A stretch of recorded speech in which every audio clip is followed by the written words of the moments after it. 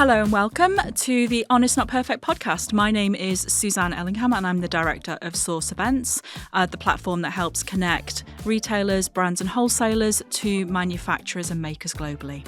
And my name is Jack Stratton. I'm director of Insider Trends. We are a global retail trend spotting agency helping brands to spot what's coming next.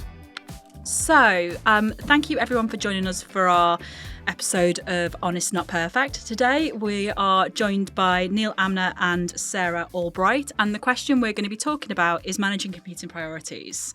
How do you really manage sustainability in a world where profit really matters? And it's one of the really big themes to come out of the State of Sourcing report was that theme of competing priorities. We all know retail has been tough over the last few years, and many retailers are really focused on survival, and it's sometimes difficult to think about what's coming around the corner. And sustainability, we believe, is taking a bit of a backseat to making the business really survive and thrive. The challenge is that regulation is coming, and there's only so long you can ignore this question. So the big question is, how do businesses practically navigate the now whilst also keeping an eye on sustainability and starting to embed that into their business? Today, we're delighted to be joined by Sara Allbright and Amer, two of the most knowledgeable people we know at Retail 100. Sara spent 18 years at John Lewis & Partners working in buying, predominantly home, seasonal categories, but spending 8 of those years leading home and gift fragrance buying. Sara is specialised in brand relationships and growing small and emerging brands into market leaders. She's also experienced in private label sourcing across multiple categories and all around the world. And Neil, only just with 17 rather than 18 years experience within head office retail at John Lewis, Neil's worked with major global brands, helping them deliver lasting results whilst driving category performance. He's skilled in negotiation, planning and supply chain management, and Neil is driven by people, leadership, trust and coaching. And really, those are at the heart of the approach that I believe businesses need to take in order to unlock their potential. So his insight into behaviours around this topic is vital. And obviously, I'm joined by Jack as well. Hey, Jack. So Neil and Sara, let's dive straight in. We've made quite a big statement there.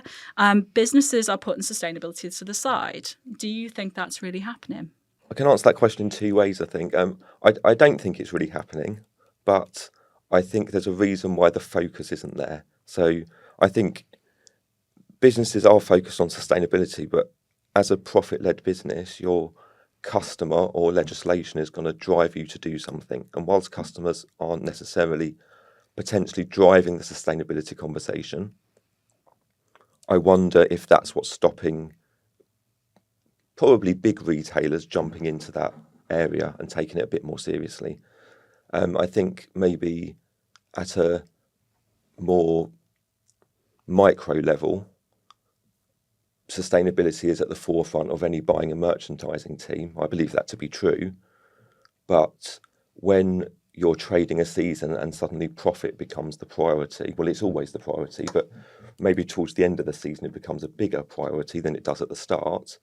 I wonder if some of the pressures that are on the teams take precedent over any sustainability conversation. So, for example, if I'm out of stock of one of my best sellers that's coming from China or India, I would probably put a lot of pressure on that factory to get the stock in as quickly as possible, when in the back of my mind, I know that might not be the right thing to do because I'm pushing for something that might take 6 weeks to produce. I'm pushing to get that into a 3-week window.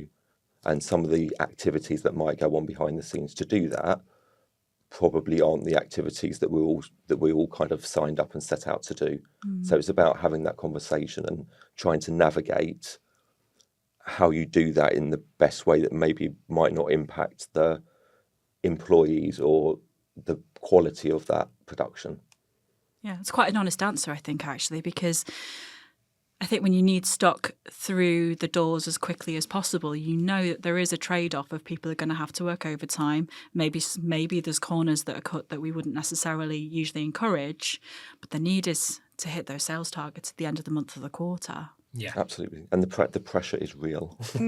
Yeah. But I think that ultimately comes from the fact that most buying and merchandising teams have KPIs that are very profit, stock, sales driven, and sustainability isn't as easy in some ways to KPI, but just isn't kind of given as, performance indicators or targets in the same way.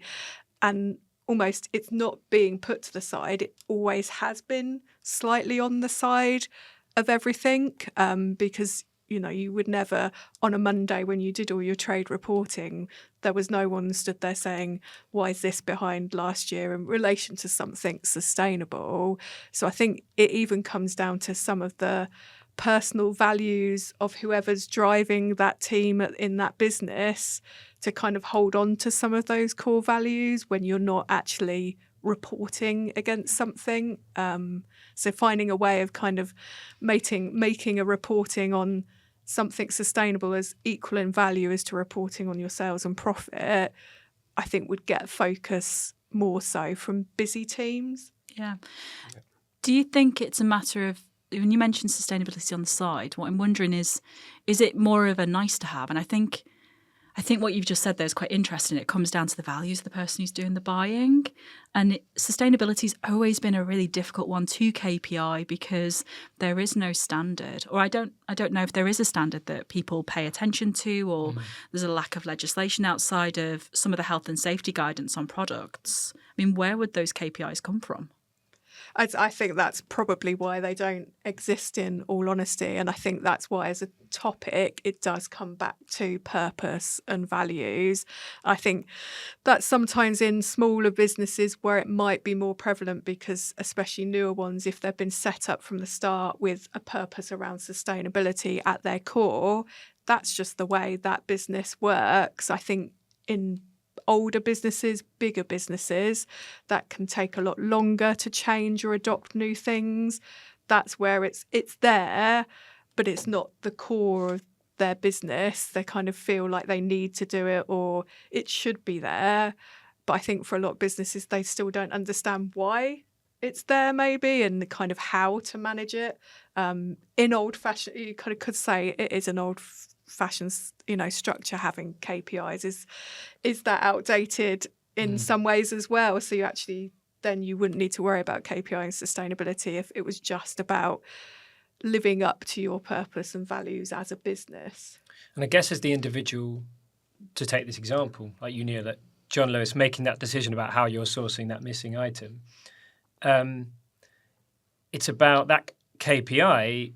Whether it's a KPI, whether it's something else, it's knowing that you have the support of someone to make potentially quite a bold decision to basically go, okay, there's going to be a delay with this product because I want to source it in this way because I think that'll be a more sustainable choice. Then, someone in, lower or middle management who, is thinking about their career and thinking about their place in the retail world, you're taking a real risk as an individual in a sense. Because also, I guess your boss could flip it and go, well, what would the customers say? Would they say, yeah, I'm happy to wait because it's more sustainable? Well, almost certainly not, right? They just want the item that's out of stock. So they would say, well, that's what the customer wants. We're a business that is still driven by sales and profit. So in both those ways, you're in no way incentivized to make that decision. That is such a difficult thing to tackle, isn't it? Yeah, it really is. And I think your immediate management would want the product in the shop ASAP. That's probably the priority because it is driven by profit. But I think as a individual, you can probably make some choices around, if you analyse your data properly, you should be able to predict what your best sellers are. And if you know 80% of my best sellers are coming from China or India, you might flag that as a risk and maybe walk into a season understanding that you're going to have to make those decisions. Whereas if you potentially might try and be a bit more diverse about your supply base and say, if I have some far shore stuff with higher margin and low and near shore stuff with maybe a slightly lower margin, I can put all my volume over here in the high margin stuff. But if I'm in a real pickle, I can probably lean over here and get a shorter lead time product and maybe compromise a bit of margin, because at the end of the day, you're faced with,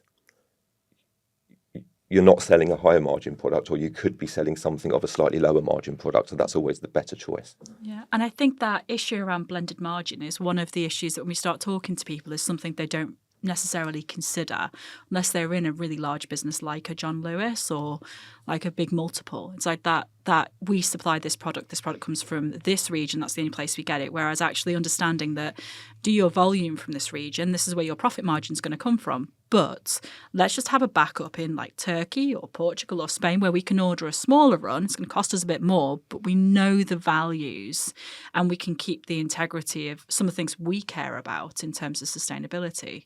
Do you think that's something that the majority of buyers or kind of people who are buying in general, do you think that's a strategy that they do follow, or do you think that is something that's really the domain of the bigger businesses? I think it's probably the domain of the bigger businesses because it also comes at a cost to try and spread your products over more supplier bases. But I wonder if the last 4 or 5 years has made people think differently. Because I remember when COVID first hit, I was in a buying role and all my supply from China just stopped. And it was a real, I mean, no one saw it coming really, and it was a real shock, and it put us in a real difficult place, to which post that point, I would definitely spread my risk a bit more around the globe.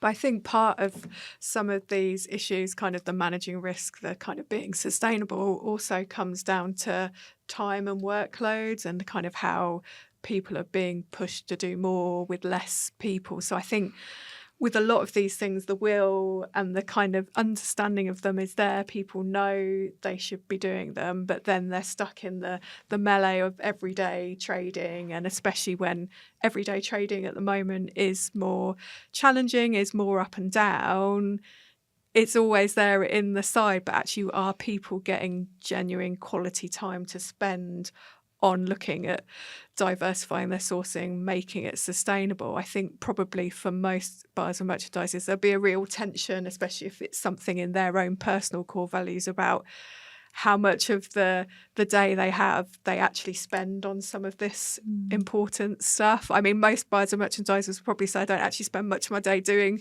buying and merchandising for a start. So kind of, you know, when it comes to other topics coming in, sadly, I think as teams have got smaller and demands are getting higher on them, that again, that probably pushes it to the side. I don't want to. I'm not. I'm rarely a kind of default proponent of AI solving stuff. The interesting thing when we talk about this is one of those scenarios where I think actually probably there is a tool here, probably in the making, that could do something. And because I figure with tech, it's always about, you know, most of what people are talking about with AI at the moment is just they're making stuff and then trying to force it on businesses, which is the wrong way around. But when you find specific problems like this, it's very interesting because you think, wow, is there not here the potential to make and develop some sort of tool that solves this very specific problem potentially, where it can find the scenarios like you're talking about, Neil, and you can prompt it to prioritize and balance prioritizations around sustainability and, you know, getting the stuff in as quickly as possible, and maybe be proactive and predict these things, you know, more efficiently. When, you know, as you're talking about, Sarah, is that you've got this situation of that in this exact scenario, you're overwhelmed potentially as a biomerchandiser. You're not having very much time to this. Here maybe is a tool that can sort of help that, so you can spend more time focusing on something else, and you're supported to make better decisions. I don't know. What do you think about that? Because I'm sure when you were at John Lewis, people weren't talking about how AI could do these things. But now, you know, on the other side of the table, what do you think? Could it help potentially with stuff like that? I agree with you entirely. I think AI is a massive player in this space, I guess, and it definitely will help. The only challenge I foresee is that any form of technology comes with a cost, and that the business, especially retail businesses. I mean, it's hard to make money in retail. The margins are so tight on everything, and I think it comes down to weighing up the cost of whatever this AI solution is versus whatever else is going on in the business. And now national insurance is a big thing because it's just been announced in the budget. So I don't know how much that's going to cost businesses, but it's a huge cost. And so I'd imagine a lot of projects that were waiting in the wings have now been dropped because of that. Yeah. And unfortunately, something like that might be one of those projects that have been dropped. Yeah, and I think as well, kind of where it has its uses, it probably would get prioritised elsewhere. So things like, I know it's already starting to be used in things like, the website search functionalities in businesses like that. I think sadly, again, this is where something like the sustainability kind of point would come lower down in the agenda of its uses. So it's got great mileage in terms of efficiency, but then on the flip side, then hopefully maybe that frees up the time to do, the sustainable piece in a more manual way if your AI is picking up kind of doing some of your more admin-based tasks better. But ultimately as well, sometimes it's the fact some of the bigger businesses almost aren't efficient enough to take on AI. I think it's quite a good tool if you're starting from scratch, a new business, get some of this stuff in from the get-go, embed it, because actually you grow with it and it's always been there. I think, we're always victims kind of in a bigger business of kind of there'd be a new thing. So this is going to solve the new product setup or this is going to solve managing your undersales and everyone would be like, yay. And then it'd come in and you'd be like, oh, I'm still spending as much time, generally because it's the quality of the information going into the tool that doesn't allow the tool to do its job. So as it progresses, hopefully it will make a real impact. But I think at the moment, it feels probably for more established businesses further down the line. Totally agree. I was going to say, it feels like almost turning the Titanic. I say that quite a lot with some big businesses, but I feel like when we talk a lot about a lot of these issues, and what I find interesting is, Jack, you went to technology and I went straight, in my mind when I was listening to you talk, it was actually, if you think about it, you've got teams that are being led by profit, that are under pressure from their management, and technology and tools would have to go through a business case to be signed off against something else that would, potentially cost. And I think that's possibly the issue. People are looking at operational cost rather than operational opportunity or efficiency. And I wonder actually if the issue isn't authentic leadership from the top that says it's okay for you to spend your time doing this, because as a business we need to solve this problem.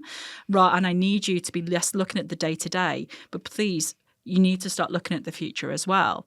And I wonder how much of that is authentic for the annual reports and how much of that is something that businesses really live and breathe. And I wonder if that makes the differences between businesses who are able to manage this. And I think the second part to that is that the only thing that's going to make the difference in turning a Titanic, as in turning one of these large multiple retailers into something a bit different? I mean, we always use the oil tanker kind of scenarios as well, because it does feel like that at times. I think, sadly, probably it's going to take something I'm not going to be able to say this word, legislative, to get a lot of movement, because of the way it takes so much to kind of start moving kind of some of these businesses in the right direction. And I think that is gathering pace. There's starting to be stuff coming through in the EU on kind of sourcing traceability and, product passports. And I think kind of they'll all start to kind of seep into what we do in the UK, because intrinsically most UK brands will want to at some point export into kind of EU countries. But yeah, sadly, I think on the flip side, the consumer side of things isn't, I suppose, in this moment of time where the pressure's going to come from, because as much as we kind of hear talk of, consumers are engaged in the subject, want to buy into that. I think with things, we're going through at the moment, like cost of living crisis, price for most people is king. And we were talking earlier about kind of, is ignorance bliss? Kind of, you just kind of think, well, that's what I can afford. I'm not going to think about the other consequences of the £5 t-shirt or the £1 candle. And those price points aren't always sourced in an unsustainable way. There are companies doing good things, but actually I don't think consumer pressure will realistically make an impact quicker than something legislative could. I think it's interesting you say about the impact of a £1 product or a £2 product. And you're right, not all of that is unsustainably made. And obviously, I'm thinking specifically about the Primark Cares ranges. It's like super low price points. And actually, they've made a real effort in how those are sourced and how those are brought to market to be able to really manage that lower price point at volume. And hats off to them. It really is quite impressive that they've been able to do it. But I think not every retailer is able to build an entire team and division around trying to make that work. And I think although we see every time I look at a big survey or a big report entitled, consumers will pay more for sustainable products, I think whereas about 3 or 4 years ago I was a bit more optimistic about it, I think now I'm not. I don't know if I've become jaded because I see the trade-in numbers and we speak to a lot of retailers and manufacturers, and it always comes down to the same thing. It's like consumers may say they will pay more, and there might be some that will, but that's a small volume. When people have so little disposable income, really what they're looking for is to buy what they need. And again, sustainability is not necessarily a priority at the shop front unless they are somebody that really loves a brand and that brand's communicated their values to them and they're completely bought in. Then they'll pay however much they want for that product because they love that brand and the product and they buy into that ethos. But I think those people are few and far between at the moment. Yeah, the thing that I thought, we've all known this for a while probably, but the real nail in the coffin recently, so, Temu are basically the world's fastest growing retailer by most measures. Average delivery time's about 2 weeks. And every other business you can think of, including John Lewis for the last 10, 15 years, has been focused on efficiency, speed, people getting their stuff quickly. And Temu came along and said, you'll have to wait 2 weeks. But everyone did because it was that cheap that they did. And that to me was like, oh my God, price is king, but actually by quite a long way. If you were looking at the things that provoke customers to buy, price is probably even much higher than we thought, than we anticipated. And is that just a current thing? Is that a post-inflationary thing? Or actually is that more a fundamental thing? I don't know. But I mean, that's what really blew my mind when I looked at that. It was an obvious point, but I was like, oh my God, people are waiting 2 weeks for the £1 candle. I mean, maybe it's slightly kind of like, oh, it's that cheap, I'll wait, I don't care, let's see if they're any good. But it still fascinates me. And I just wanted to say briefly on the legislation, I'm really interested what you guys think, what do you think would be like the one bit of legislation that would make the most difference? Because I keep on seeing different versions of this in different countries. Many different... I'm like... So I'm really interested. I always ask people this question. If there was one thing you think, do you know what, that, especially with your experience at John Lewis and, knowing the specifics of working within a big business like that, what legislation would actually make a difference? Well, that's quite it's a big question, it's quite a, if you had to, Yeah. I think almost something, there's a lot of talk about the traceability and where stuff comes from. But I think probably for me, it might be looking on the flip side about where stuff ends up. So actually, stuff. Because we're all, I'm avidly doing my recycling and telling my husband off for not putting things in the right bins because I'm believing that all goes off and kind of gets beautifully turned into something new. The reality I do know is quite different, but I kind of feel like if I keep persevering one day that might be better. So I think that side of it, I kind of feel is almost worse than the start, like something around the accountability of, is it per retailer? I don't know how you do it, but who is creating most of the back end? Because actually, if someone's sourcing okay at the front end and people are keeping the stuff for decades, then actually, as long as they're doing it in an okay manner, they don't need to be kind of doing it like amazingly. But if someone's doing all these amazing things at the front end, telling the world they're brilliant because they've done everything, but actually they've created a mountain of waste that can't be managed or recycled or anything. I kind of feel like that's almost a bit worse, and maybe something around, it even could be something that people wouldn't take it very well, so no government's going to do it, but something around kind of for everybody having an accountability for the waste they produce. So actually, before you chuck the thing away, are you looking at it and saying, could someone else use that? Even there's so many resale websites now, most of the high streets get bemoaned because they're full of charity shops. There are ways of not just dropping something in the bin, maybe that for me would probably be a bigger impact. I wonder if at the buying and merchandising levels you have a sign-off process that doesn't stop with what is it about this product that's going to make the customer buy it. I mean, that is a very important part of it, but it doesn't stop there.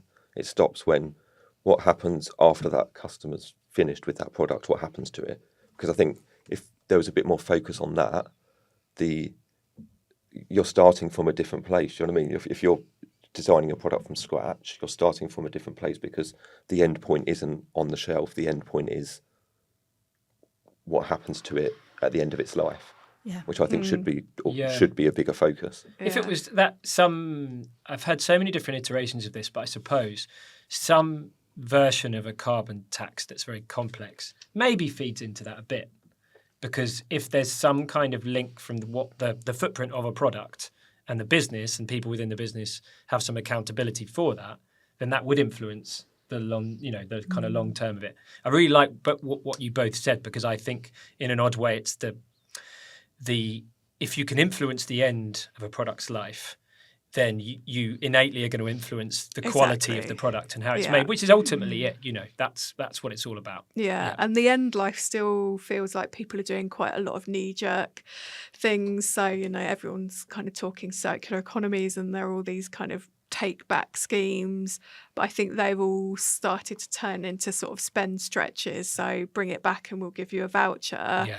And actually the stuff that's brought back, no one can actually deal with that. So there's a lot of beauty return schemes, but now they're finding they can't take glass because no one's got the kind of ability to do anything with it. So again, they kind of become intrinsically quite profit-driving commercial things as opposed to having any sustainable value. So investment in that kind of whole end of life piece for me it's the circular thing, but it does kind of start to impact the start of the process in terms of the choices you make. I think from what I've seen, there's probably only two areas that I've seen do this authentically. I think firstly, packaging. I think a lot of the taxes and some of the guidelines that have been put in place around packaging now means that we don't get things delivered in mountains of plastic. Like everything's biodegradable. I can't remember the last time I actually received something that had lots and lots of packaging. And even from certain retailers, like things will turn up in used boxes. And I'm actually really okay with that.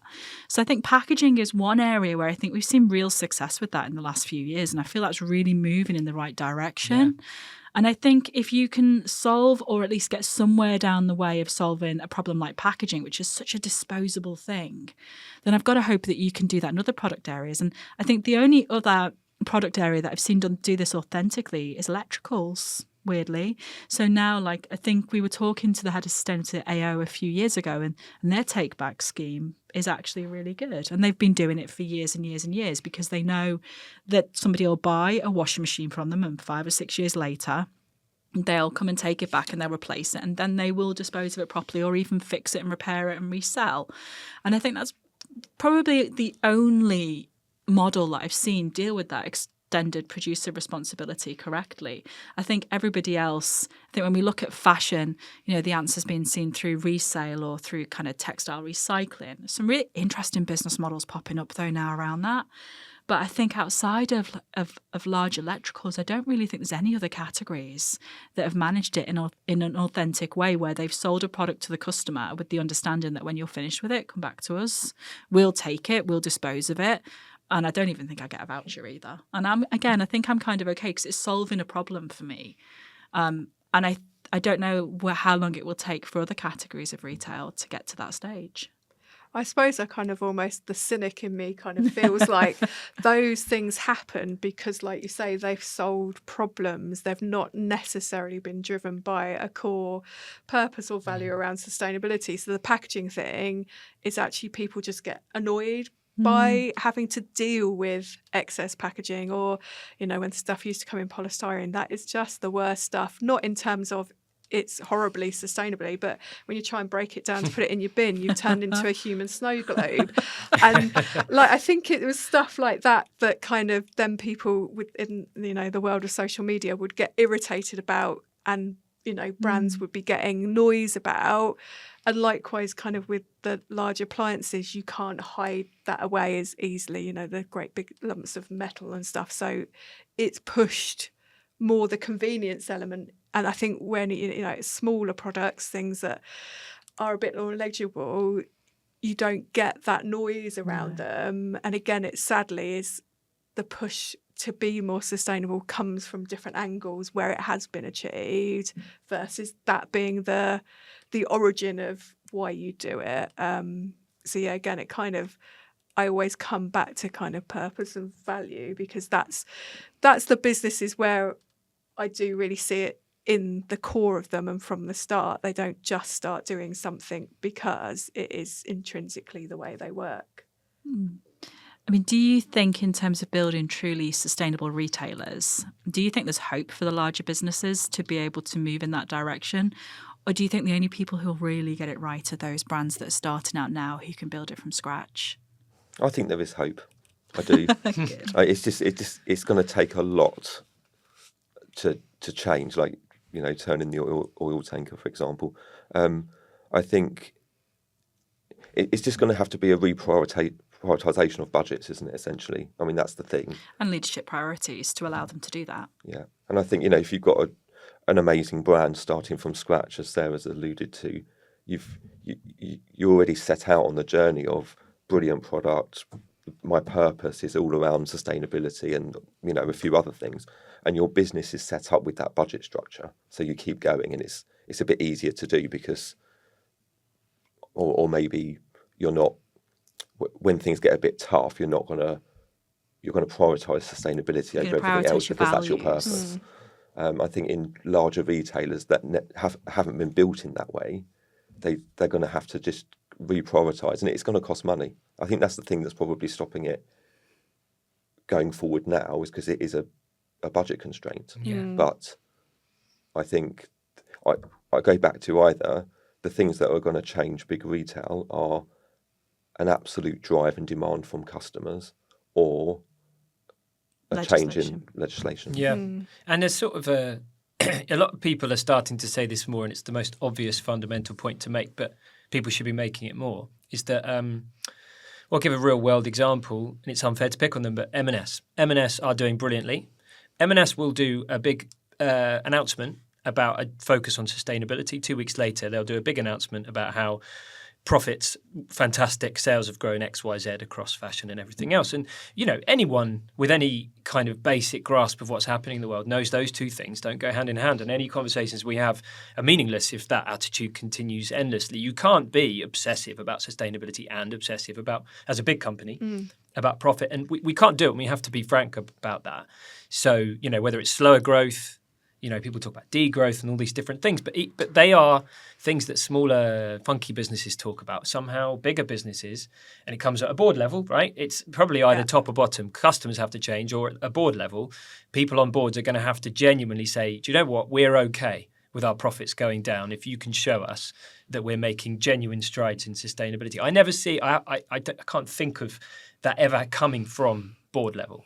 I think, to memory, there's only one retailer, and I think I might have read this, and it could be completely wrong, but I'm going to go with it anyway.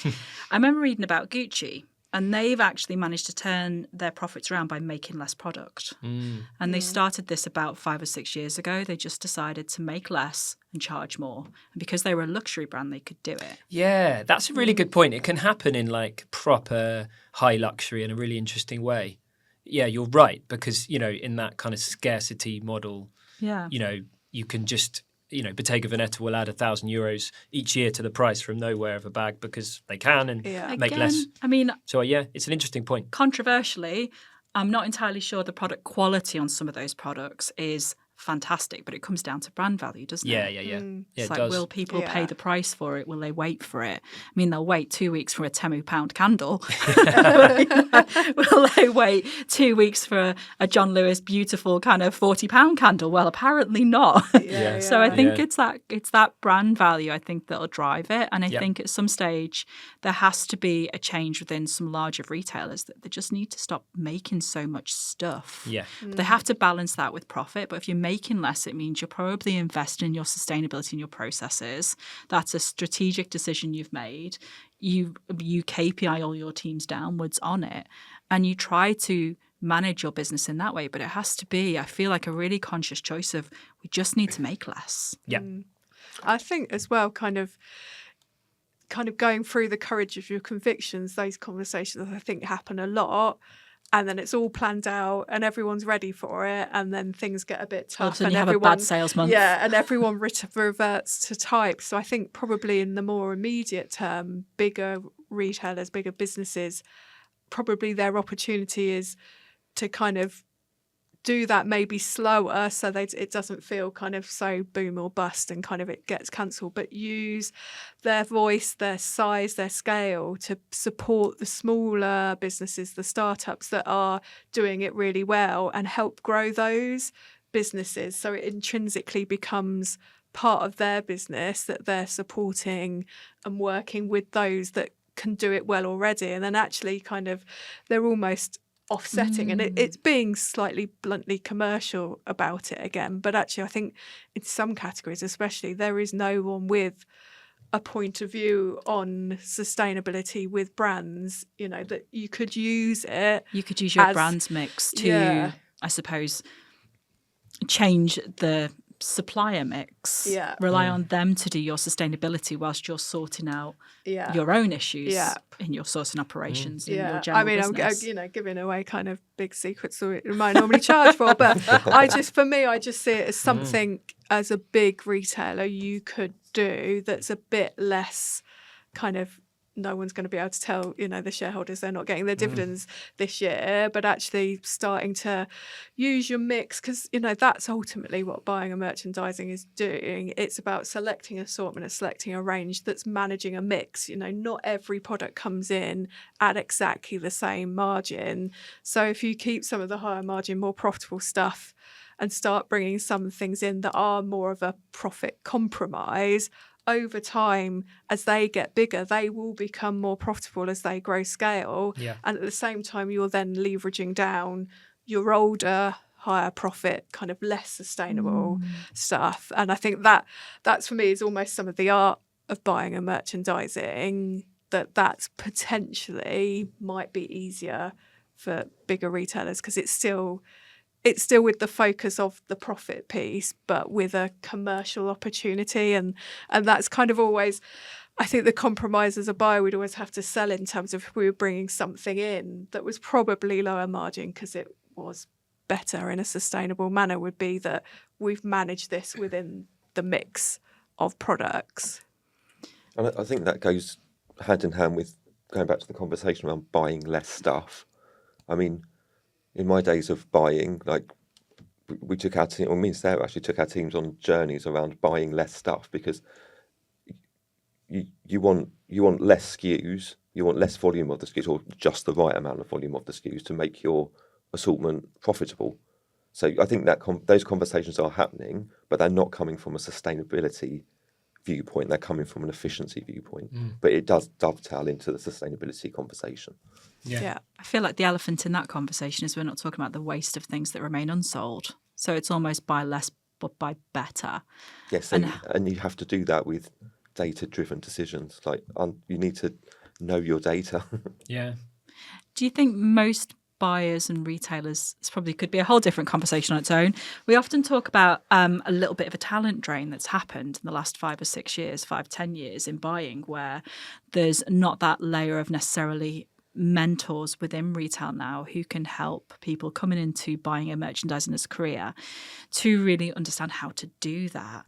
Do you think that's an influence? Yeah, I do. 100% I do. I think if I think about my journey in retail, I learned by all the experience around me, being allowed to make a few mistakes, not doing it again.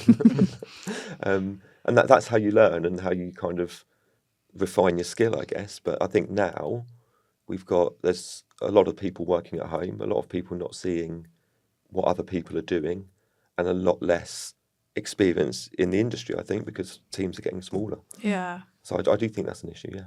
and a lot of movement as well. So a lot of brands and suppliers will come to us and kind of bemoan the fact that they'd got so far with a buyer and now they've moved to a different role. And I think a lot of these things to achieve them needs collaborative relationships. So, you talked in the intros, Suze, about how I'd been on kind of gifts and candle shop for a long time, but that built some mega relationships where you were kind of working hand in glove with a factory or a brand. So to start changing the dial, that was business planning meetings. You were looking 3 to 5 years out. Whereas if someone's kind of in and out of a role in 6 months, they've only just started to understand the category. They can't get to that level. So, I'm not saying everyone needs to stay put for as long as that, but again, that doesn't help, kind of really having collaborative journeys, because the retailers can't and the buyers can't do it on their own. But again, the brands and suppliers are like, well, it was someone last week and now it's quite often there's no one there, there's a gap. And actually that I think is more damaging at the moment than a lot of things. Mm. Well, I think we could be at time. Thank you both. I think that's been such an interesting conversation for me to listen to, because I think I have perceptions around certain things that are happening, but I think your viewpoints are so interesting. And I think some of my takeaways from this are around authentic leadership, and it needs to be a strategic decision. And also, I think it's really interesting what you said about leveraging the brand mix, of bringing in those smaller brands to help balance out the overall sustainability in your ranges whilst you're looking elsewhere. And I feel that's almost at odds with what we're seeing in numerous annual reports where everyone's saying, we're going to prioritise private label. And we want more of our mix to be in private labels so that we can be more profitable and stable because we make more money there. But actually the answer is probably moving it a little bit in the other direction. And I think the legislation side, I really think there does need to be some legislative change at some point. We can't carry on. And I think Europe is much further ahead with us across categories. Jack, I'll leave you with the last words. I don't know what's... Yeah, I feel very similarly. Fascinating conversation to listen to, briefly be a part of. But I think with both of you, what really stands out is realising how important accountability and finding ways for businesses, leadership, whatever, to be able to support people at a buying and merchandising level to make better decisions. We have to think about how that looks, KPIs, incentives, whatever. I realised that until that happens, it's in no way fair for us to think of those people's responsibility being making those decisions when, they just need to get customers the products. Yeah. So thank you, Sarah and Neil, and thank you to everyone. I hope you found this conversation as interesting as we have, and I hope we'll have you on another episode soon. Thank you very much. Thanks, guys. Thank you.